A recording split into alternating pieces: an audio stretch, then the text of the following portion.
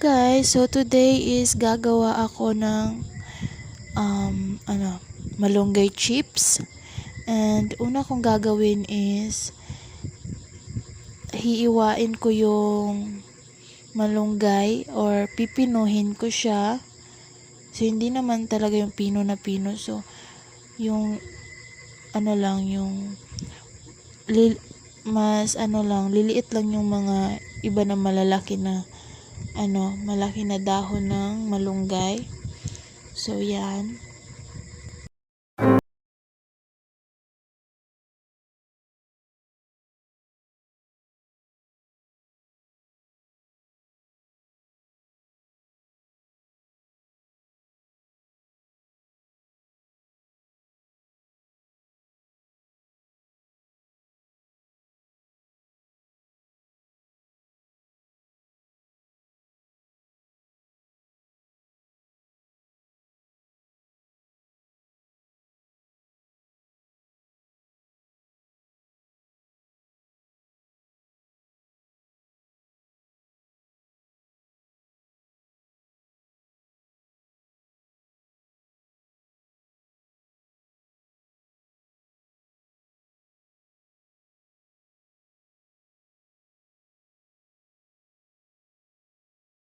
Tapos kung pinuhin yung malunggay is susunod kong gawin is maglalagay ako ng harina o cornstarch, pwede din kahit anong gusto nyo, basta kasi na siya ng harina. Ayun, maglalagay ako ng 2 kutsara. Ayan. Pagkatapos nyan is lalagyan natin siya ng tubig at tutunawin natin yung harina. And after matunaw ng harina is isusunod na nating ilagay is yung yung itlog. 2 pirasong itlog lang yung gagamitin ko. Pero dapat matawag dito, matunaw mo yung buong buo, yung bumubuo na harina. So yan, gumamit ako ng 2 pirasong itlog. At pagkatapos nyan is lagyan mo ng salt, and if gusto nyong lagyan ng pepper, pwede din yun. Depende sa inyo kung anong meron kayo dyan na pang lasa. Sa akin is yung ginamit ko is only asin tsaka magic sarap. And then after kong ilagay yung asin at tsaka magic sarap, susunod ko namang ilagay is yung malunggay na dinurog or pinino ko. Yun na yung isinunod kong ilagay. At haluin mo lang siya hanggang maghalo na lahat yung ating harina na may itlog tsaka yung ating malunggay. So ganyan lang siya, guys. Madali lang siyang lutuin. At isa pa, pwede ito sa mga anak natin kasi masustansya ito.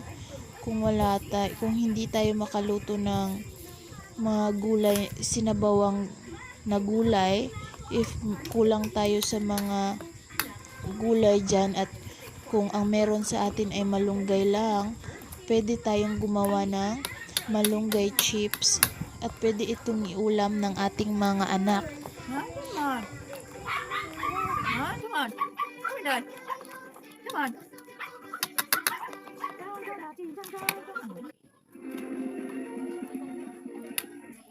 So ayan, guys, naghanda na ako ng aking pagpiprituhan. At yung gamit kong mantika is lang siya, use na siya na mantika. Kasi yun lang yung meron kami. At yung mantikang yun is ginamit din naman yun sa nilutong itlog ni mama.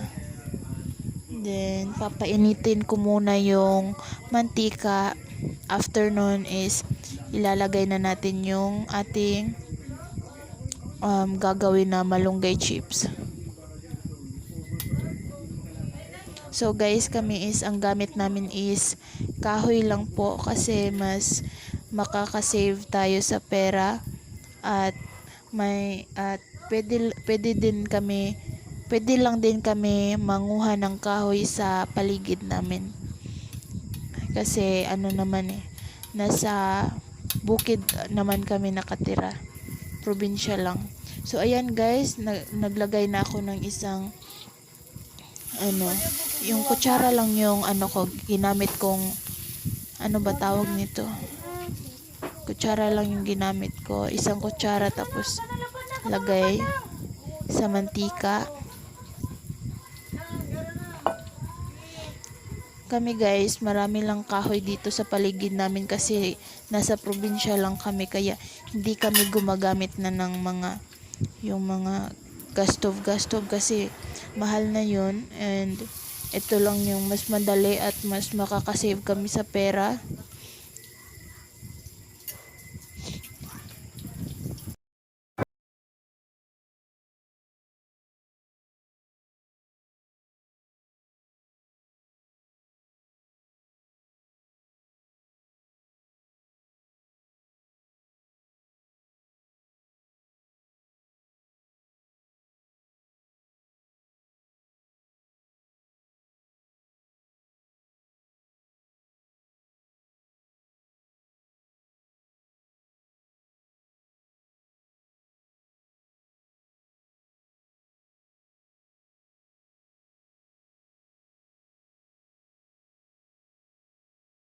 Ini Jara masarap po nito yun. Wow, Okay. sarap. Kitilaw eh. Unsay Masarap. masulti nimo? Sarap ang imong gibuhat nga malunggay nga. Binirito malunggay ug kanang itlog.